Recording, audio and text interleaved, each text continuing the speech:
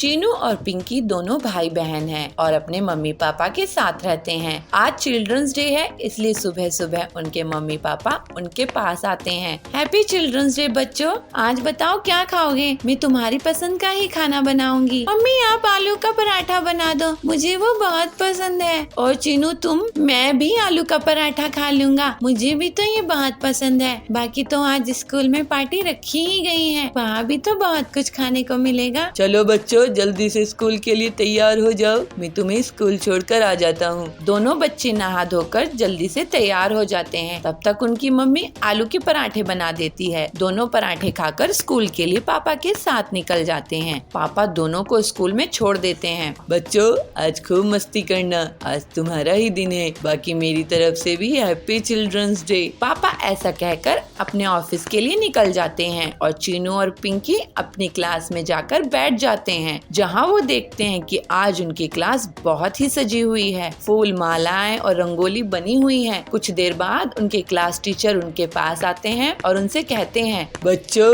Happy children's day. आज आपको जो करना है आप वो कर सकते हैं, आप पर कोई बंदिश नहीं है। वैसे बच्चों कोई मुझे बताएगा कि हम चिल्ड्रंस डे क्यों मनाते हैं? तभी पिंकी अपना हाथ खड़ा करती है और कहती है, सर हम चिल्ड्रंस डे इसलिए मनाते हैं क्योंकि आज हमारे पूर्व प्रधानमंत्री पंडित जवाहरलाल नेहरू जी की जयंती उत्सव है और उन्हें क्योंकि बच्चे बहुत प्यारे थे तो आज के दिन चिल्ड्रंस डे मनाया जाता है। गुड पिंकी। इसके बाद क्लास टीचर वहाँ से चले जाते हैं और सभी बच्चे ग्राउंड में जाकर खेलने लगते हैं। कोई क्रिकेट खेलने लगता है तो कोई बैडमिंटन तो कोई फुटबॉल। आज सभी बच्चे बहुत खुश थे। पिंकी और चीनू भी बैडमिंटन खेल रहे थे। तभी पिंकी की नजर स्कूल के बाहर खड़े दो गरीब बच्चों पर जाती है, जिनके कंधों पर थैले लदे हुए थे और उनके कपड़े फटे हुए थे, जो उन्हें बड़ी आस भरी नजरों से देख रहे थे। पिंकी को उन पर बहुत दया आती है, इसलिए वो उनके पास जाती है और कहती है, तुम भी हमारे साथ खेलना चाहोगे?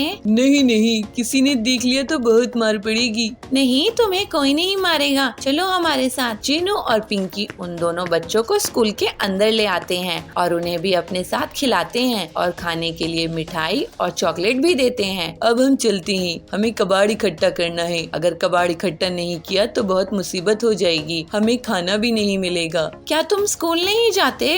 हम बहुत गरीब हैं, स्कूल की फीस बहुत महंगी होती है जो हमारे माँ बाप नहीं भर सकते। तभी उन बच्चों पर गार्ड की नजर पड़ती है और वो उन्हें स्कूल से बाहर निकालने लगता है। चलो चलो निकलो यहाँ से, पता नहीं कहाँ से आ जाते हैं। 2 मिनट के लिए नजर क्या हटी, तुम तो अंदर ही घुस गए। चलो निकलो यहाँ से। गार्ड अंकल इन्हें मत निकालो ना, ये हमारे साथ खेल रहे हैं, इन्हें खेलने दो। अरे बेटी इन्हें बाहर नहीं निकाला तो मुझे काम से निकाल दिया जाएगा। तभी चीनू के क्लास टीचर उनके पास आते हैं। कोई तुम्हें काम से नहीं निकालेगा, ये भी बच्चे हैं, इनका भी खेलने का मन करता है, खेलने दो इन्हें। बच्चों तुम स्कूल में पढ़ना चाहोगे? बच्चे ये सुनकर बहुत खुश हो जाते हैं। शिक्षा पर सभी का हक है और कल तुम अपने माँ बाप को स्कूल लाना, मैं उनसे बात करूँगा और तुम्हारी पढ़ाई का खर्च खुद ही उठाऊंगा। बच्चे ये सुनकर बहुत खुश हो जाते हैं, साथ ही चीनू और पिंकी भी, क्योंकि उन्हें नए दोस्त जो मिल गए थे, इसलिए वो सभी मिलकर खेलते हैं और चिल्ड्रंस डे का सही फायदा उठाते हैं।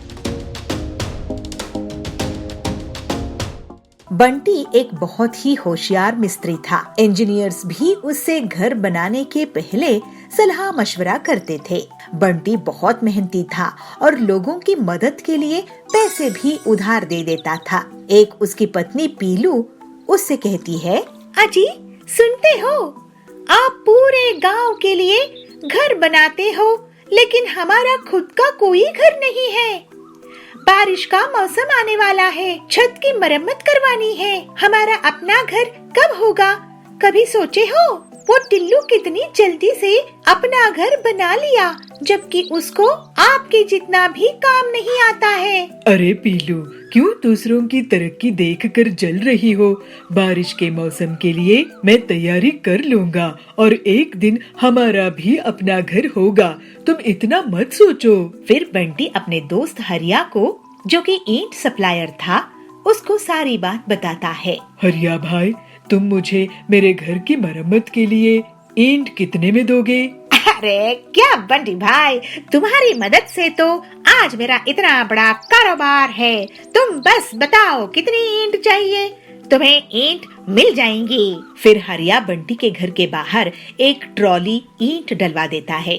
उस रात जब बंटी और पीलू सो रहे थे तभी बंटी को कुछ आवाज आती है, लेकिन जब वो बाहर आता है तो उसे कोई नहीं दिखता। सुबह उठने पर वो ईंटों को गिनता है तो पता है कि कुछ ईंटें कम हो गई थी। अरे लगता है कोई ईंटों को चुरा ले गया है। कौन हो सकता है जी? आज रात मैं पहरेदारी करूंगा।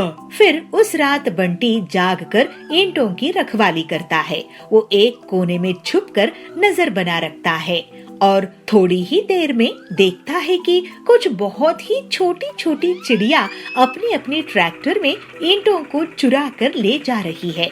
पीलू और बंटी दोनों उनका पीछा करने लगते हैं। फिर जंगल से होते हुए वो छोटी छोटी चिड़िया एक गुफा के अंदर चले गए। दोनों पति पत्नी भी उनके पीछे गए और दूसरी तरफ निकले। अरे यहाँ तो इन छोटी छोटी चिड़ियों का पूरा घर संसार है। हाँ, छोटे छोटे घर और गाड़ियाँ हैं। अरे छोटी छोटी चिड़िया, तुम लोग मेरे घर से ईंट चुरा कर भागी हो। तभी वहाँ छोटी रानी बबली बोलती है, नहीं, आप हमें गलत मत समझिए बंटी जी। हमें एक नया महल तैयार करना है और मार्केट प्लेस भी बनानी है और ये काम आपसे बेहतर कोई और नहीं कर सकता। इसलिए हमें आपके घर में चोरी करनी पड़ी और आप हमारे पीछे यहाँ तक आए। ओह, तो ये बात है। मुझे आपके काम आने के खुशी होगी। हाँ हाँ, हमें आप छोटी चिड़ियों की तकलीफ पता है। ये आपके लिए बहुत अच्छा काम करके देंगे रानी जी। फिर बंटी बहुत खूबसूरती से रानी का महल और मार्केट की जगह तैयार कर देता है और मिनी पेट्रोल पंप होते हैं। इसी बीच पीलू और रानी की अच्छी दोस्ती हो जाती है। बंटी जी, आप कमाल के कलाकार हो और आपकी सहायता से पूरा राज्य बहुत सुंदर दिख रहा है। ये लीजिए आपकी मेहनत का इनाम। रानी बंटी को सोने से भरी एक बोरी देती है। ये देखकर पीलू और बबलू की आंखें चमक उठती है। फिर जल्दी ही बबलू अपना एक सुंदर सा बंगलो बनाता है। बबलू अब एक कंस्ट्रक्शन कंपनी शुरू कर देता है और बहुत पैसे कमाता है। फिर पीलू और वो खुशी खुशी रहने लगते हैं।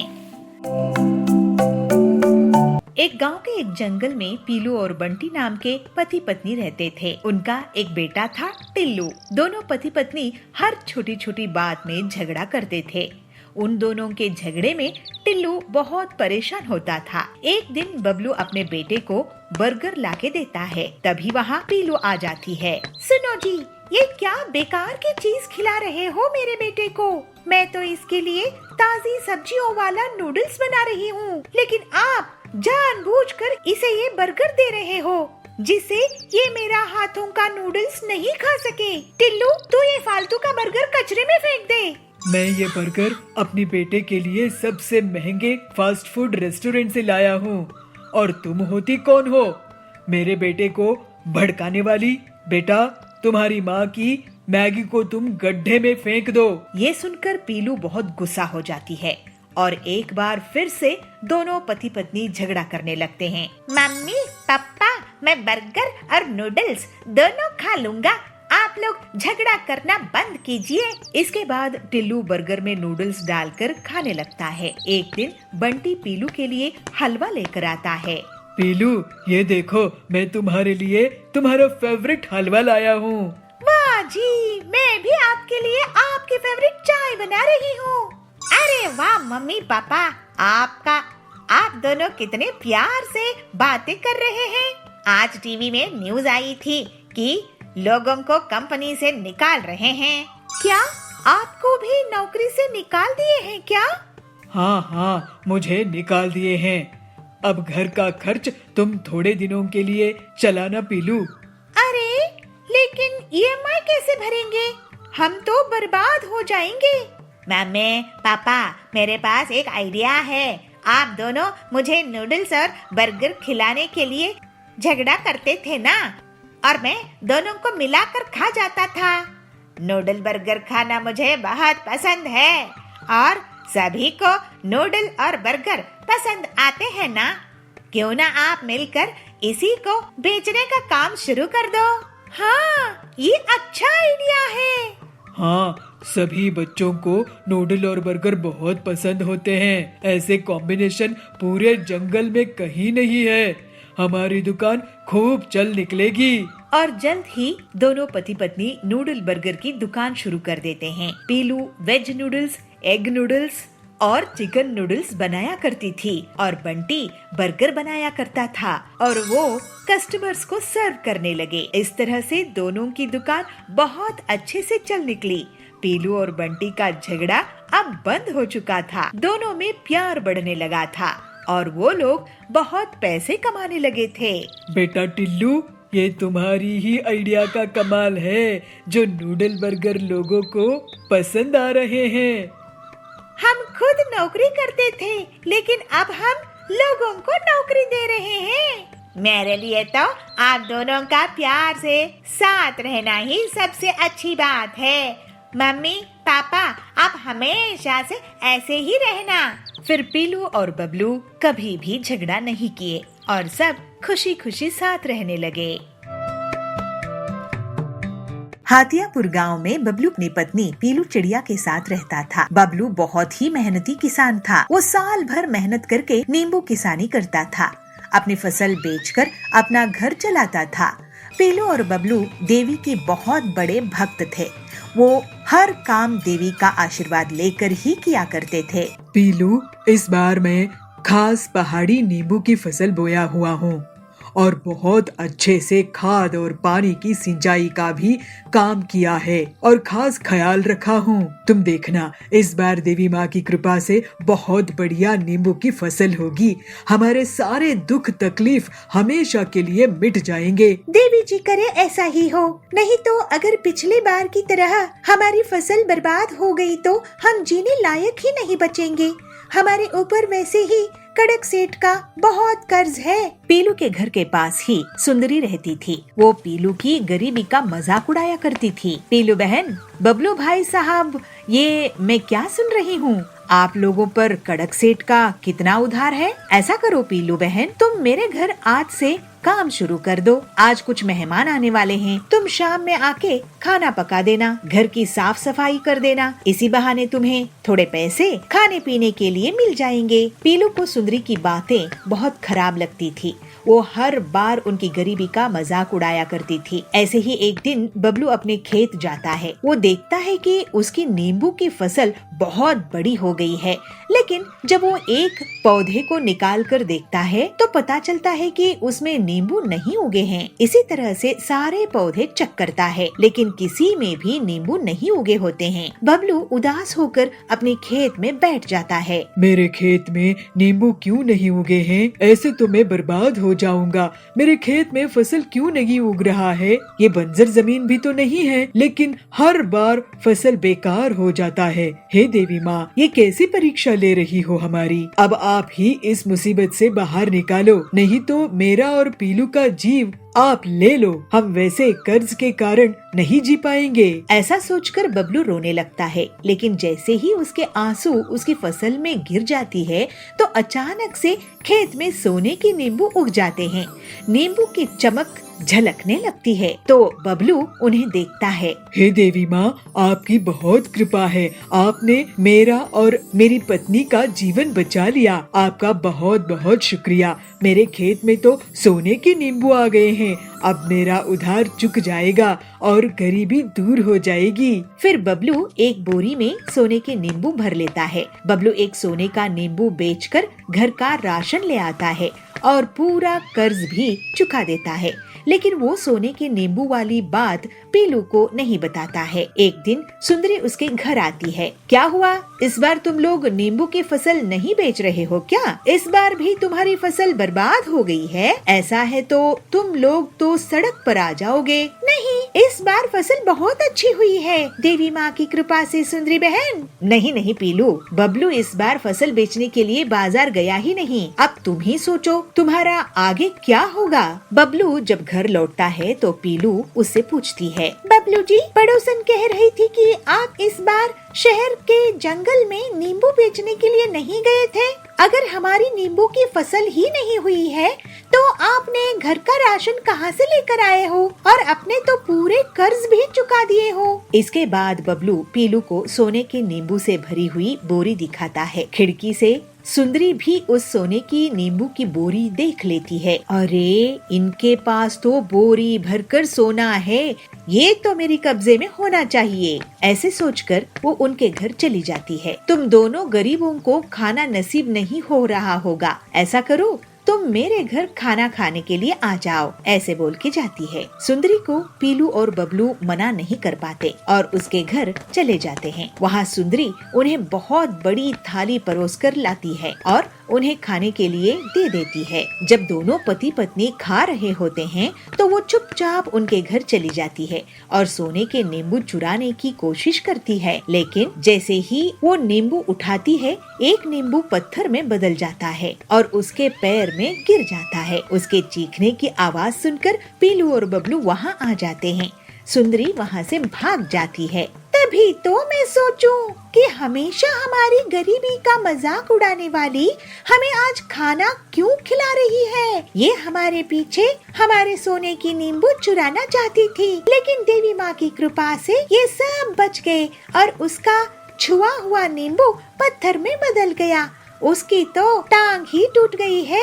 लालची सुंदरी को सबक मिल गया होगा। ये सुंदरी बहुत लालची है, इसके पास सब कुछ है लेकिन ये लालच करना नहीं छोड़ती है, इसी वजह से इसको सजा मिली। हाँ बबलू जी, आप सही कह रहे हैं, लेकिन ये नींबू जब तक हमारे घर में रहेंगे ये सुरक्षित नहीं रहेंगे। इनके चोरी होने का डर बना रहेगा। चलिए इन्हें खेत में गाड़ कर छुपा देते हैं। फिर दोनों पति पत्नी खेत में सोने की नींबू को छुपा देते हैं।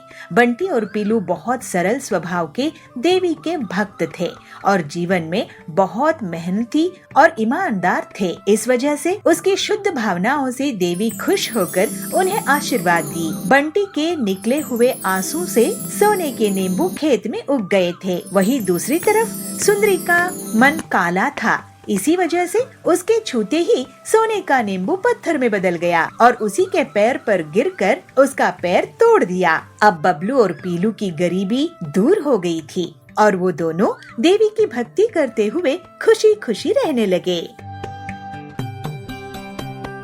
चुलबुल नगर के गांव में सुंदरी बहुत घमंडी और अमीर जमींदारिन थी। वो गरीब लोगों को ब्याज पे पैसे उधार देती थी और जब गरीब उसे उधार के पैसे लौटा नहीं पाते थे तो वो उनकी जमीन को हड़प लेती थी। ऐसे ही एक दिन बबली उसके पास पैसे उधार लेने के लिए जाती है।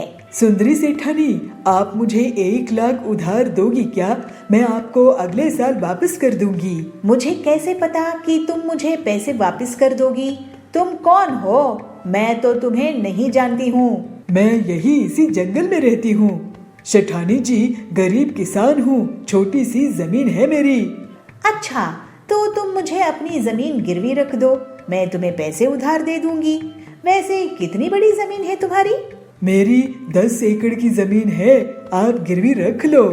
ठीक है, यहाँ अंगूठा लगाकर पैसे ले जाओ, लेकिन याद रखना पैसे नहीं चुकाए तो जमीन मेरी। फिर बबली उन पैसों से खाद और दवाइयाँ लाती है और खेत में दिन रात बहुत मेहनत करके फसल उगाती है।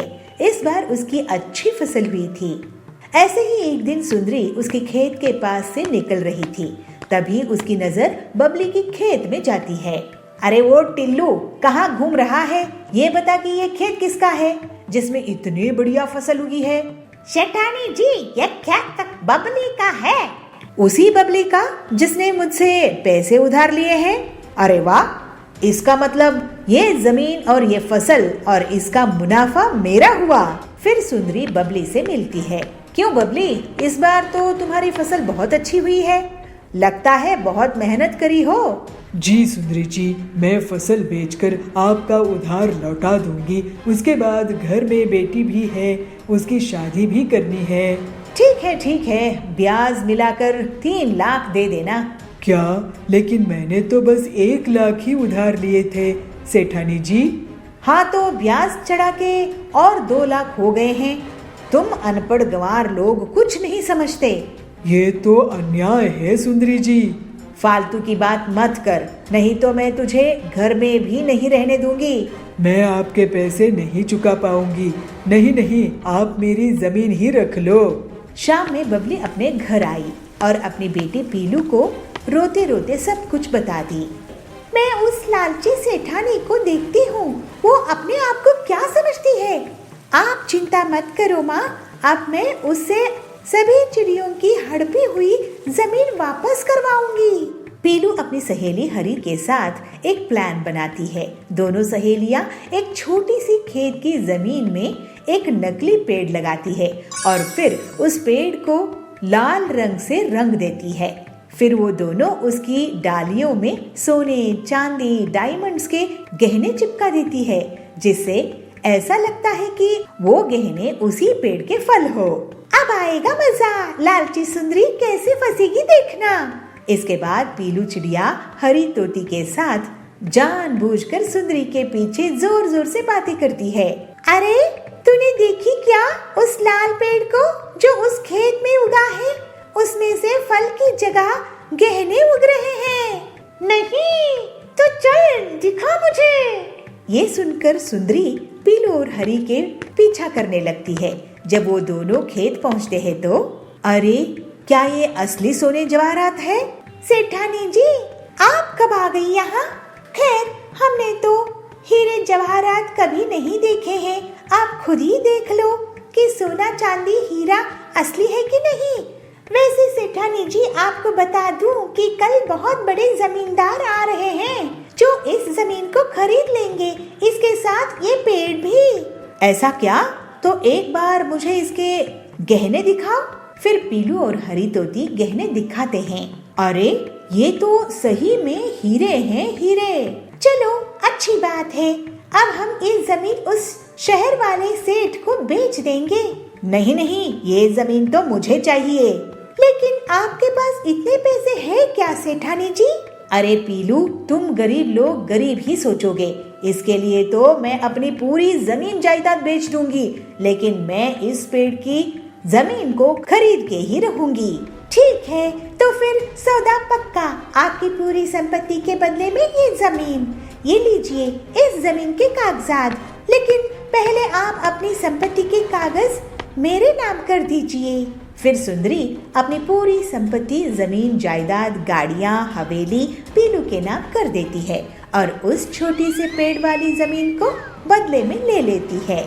अगले दिन कुछ लोग उस पेड़ के पास इकट्ठा होते हैं। क्यों गरीब लोग, कैसा लगा मेरा ये गहनों का पेड़? जरा हमें भी दिखाना गहने सेठानी जी। ये देखो। फिर सुंदरी उन्हें गहने दिखाती है। तभी टिल्लू के बगल में खड़े हुए पक्षी के हाथ से उस हार में पानी गिर जाता है और उसका सुनहरा रंग मिट जाता है। अरे ये क्या, पीलू मुझे लूट ली, बर्बाद कर दी। ये तो नकली लोहे की चेन है जिस पर सोने का नकली रंग लगा हुआ था।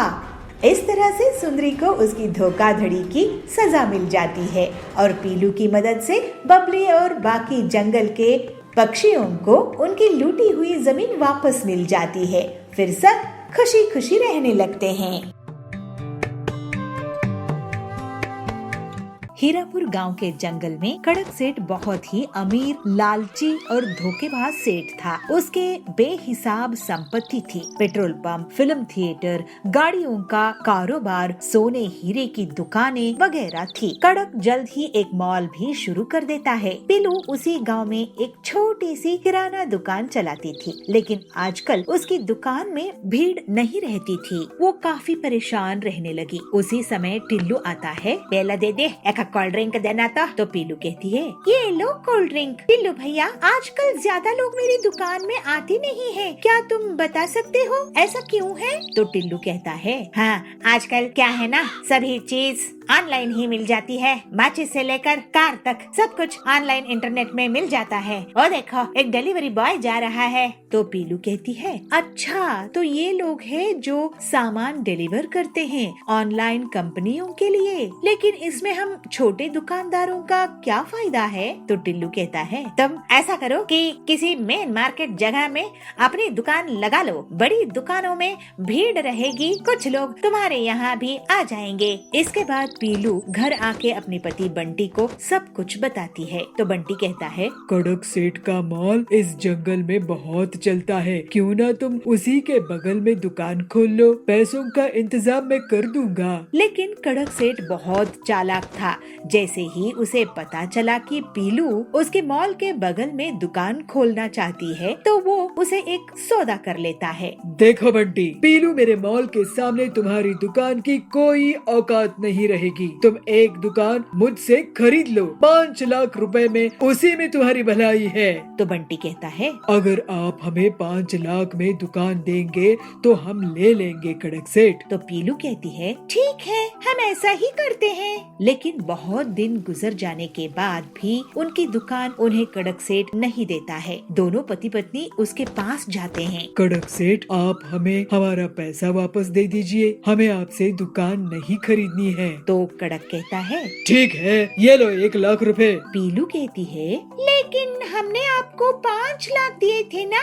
तो कड़क कहता है, तो मैंने कहा है क्या बुकिंग कैंसिल कराने के लिए? अब बुकिंग करोगे तो 10 लाख लूंगा। चलो भागो यहाँ से, नहीं तो ये भी नहीं दूंगा। दोनों पति पत्नी दुखी मन से घर आते हैं। तो पीलू कहती है, अब हम क्या करेंगे जी, हमारी पूरी संपत्ति खर्च हो गई है। बंटी कहता है, मुझे सोचने दो, कोई न कोई रास्ता तो निकलना होगा। फिर बंटी अपने दोस्त हरिया के पास जाता है। वो एक ऑटो मैकेनिक था, उसके पास एक पुरानी गाड़ी थी। बंटी अपने दोस्त से पूरी बात कहता है और हरिया उसे उस गाड़ी का उपयोग बताकर एक आइडिया देता है। बंटी बहुत खुश हो जाता है। वो घर आकर पीलू को अपना प्लान बताता है। तो पीलू कहती है, ये तो वाकई बहुत अच्छा प्लान है। अगले दिन बंटी गाड़ी में पूरी किराना दुकान सजाकर निकलता है। लोग बड़ी हैरानी के साथ उसे देखते हैं। तभी जाबाज कहता है, अरे ऐसे सुपर मार्केट तो मैंने पहले कभी नहीं देखा।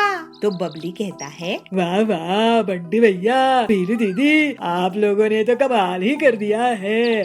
अब से मैं आपके इस गाड़ी सुपर बाजार से ही सामान खरीदूंगा। तो बंटी कहता है, ये गाड़ी सुपर बाजार पूरे जंगल वालों के लिए सबसे सस्ती दुकान है। मॉल भूल आओ, वहाँ का महंगा सामान भूल जाओ। यहाँ गाड़ी सुपर बाजार से किफायती कीमत में सामान खरीदो। हमारी गाड़ी बाजार आपके पास एक फोन कॉल में खुद ही चल कर आएगी, आपको ऑनलाइन ऑर्डर करने की परेशानी से बचाएगी और मॉल जाने की तकलीफ से भी आपको छुट्टी मिलेगी। इस तरह से बंटी और पीलू अपना गाड़ी सुपर बाजार चलाने लगते हैं और जंगल के पक्षी उनको बुला बुलाकर उन्हीं के यहाँ सामान खरीदने लगते हैं। जल्द ही कड़क का महंगा मॉल बुरी तरह से नुकसान में चला जाता है और जो उसने बैंक लोन लिया था वो नहीं चुका पाता है। इस वजह से उसे जेल हो जाती है। फिर पीलू और बबलू हंसी खुशी अपना जीवन बिताने लगते हैं।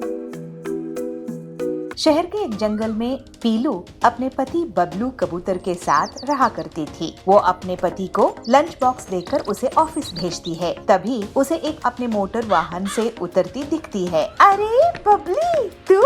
अरे पीलू तू यहाँ कैसे? बबली, मैं और मेरे पति इस घोंसले में किराए से रहने के लिए आए हैं। अच्छा चल, मैं अब घर के अंदर चलती हूँ। मुझे इतनी देर धूप में रहने की आदत नहीं है, मैं तो एसी में ही रहती हूँ। अच्छा, लेकिन स्कूल में तो तू हमेशा बाहर धूप में ही खेला करती थी। स्कूल की बात अलग थी, अब मैं अमीर घर में शादी होके आई हूँ, मुझे धूप बिल्कुल सूट नहीं करती है। दूसरे दिन पीलू बबली के घर अचार लेकर जाती है। बबली ये देख, मैं तेरे लिए आम का अचार लेकर आई हूँ। इसे मेरी सास ने बनाया है, वो भी घर में। अरे ये ऑयली अचार मैं नहीं खाती हूँ पीलू, ये सब गांव में चलता होगा, मेरे यहाँ नहीं। इसे तू वापस ले जा। पीलू उदास होकर कहती है, ओहो बबली, तेरी लाइफस्टाइल तो बहुत बदल गई है। चल ठीक है, मैं अब चलती हूँ। ऐसे कहकर पीलू वापस अपने घर चली जाती है। ऐसे ही कुछ दिनों बाद करवा चौथ का त्योहार आता है। पीलू अपने पति से कहती है, बबलू जी, मैं ये साड़ी करवा चौथ पे पहनूं तो कैसी लगेगी? पीलू, तुम भी क्या सोचती होगी कि कैसा पति मिला है, किराए के घर में रखा है, नई साड़ी भी नहीं दिला सकता।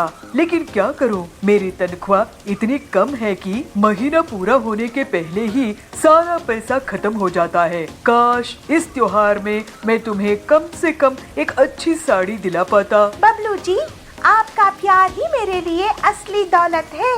आप चिंता मत करो, सब ठीक हो जाएगा। तुम सच में बहुत अच्छी हो पीलू। ये लो 1000 रुपए और इससे करवा चौथ का सामान ले आना। ठीक है जी, मैं पूजा का सामान ले आऊंगी। शाम में पीलू के घर बबली आती है। पीलू, आज करवा चौथ मनाने के लिए सभी बंगलों में आ रही है, तू भी आ जाना। मेरे बंगलों की छत से चांद साफ साफ दिखता है। तुम लोगों की छोटे छोटे घोंसलों में शायद वो सही से निकलेगा नहीं, फिर तुम लोग भूखी रह जाओगी। अगर सब आ रही है तो मैं भी आ जाऊंगी बबली। अब मैं चलती हूँ, मुझे तैयारी करने के लिए पर्सनल स्टाइलिस्ट आने वाली है। वो 50,000 ले रही है मुझे स्टाइल करने के लिए। तुम लोग तो खुद से तैयार हो जाना। रात में सभी बबली के बंगलों में पहुंच जाती है। पीलू भी वहां जाती है। अरे वाह बबली, तुम्हारी साड़ी तो बहुत ही अच्छी लग रही है। ये मेरे मुंबई जंगल के पर्सनल फैशन डिजाइनर ने मुझे डिजाइन करके दिया है। अरे तेरी मेहंदी, उसकी डिजाइन भी कमाल है। ये 25,000 की है। तुम्हारी मेहंदी के खर्च से हमारा पूरा घर ही चल सकता है।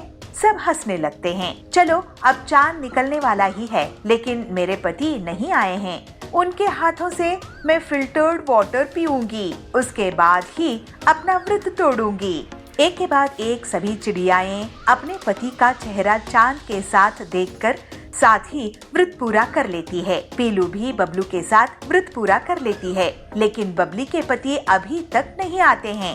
फिर सभी अपने अपने घर चली जाती है। देर रात को पीलू बबली को फोन लगाती है। अरे बबली, फोन क्यों नहीं उठा रही है? उसके पति घर आए कि नहीं? ऐसे कहते हुए वो अपने पति के साथ बबली के घर जाती है। वहाँ वो देखती है कि बबली अपने हॉल में बेहोश पड़ी हुई है। फिर पीलू तुरंत ही डॉक्टर को फोन लगाती है। इन्हें तो डिहाइड्रेशन हुआ है, इन्हें मैं एक इंजेक्शन देता हूँ, इससे इनकी हालात संभल जाएगी। इनके पति को जल्दी से बुलाओ। फिर बबलू तुरंत ही बबली के पति के ऑफिस पहुंच जाता है और उन्हें पूरी बात बताता है। वो दोनों जल्द से जल्द घर वापस आते हैं। आप कहाँ रह गए थे? आपका फोन नहीं लग रहा था। बबली, तुमने मुझे बताया ही नहीं कि आज तुमने करवा चौथ का व्रत रखी है। चलो अब जल्दी से अपना व्रत पूरा कर लो। फिर पीलू की मदद से बबली अपना व्रत पूरा कर लेती है। बबली, तुमने भाई साहब को व्रत के बारे में क्यों नहीं बताया? मैं फैशन और मेकअप में इतना ध्यान ही नहीं दी कि मुझे इन्हें बताना था, याद ही नहीं रहा। पीलू, तुम्हारी सादगी से मैं सीखूंगी कि इतने कम पैसों में भी कैसे अच्छे से रहते हैं। अब मैं अपनी दौलत के लिए इतनी घमंडी नहीं रहूंगी। उसके बाद से बबली सुधर जाती है और सादगी से अपना जीवन बिताने लगती है।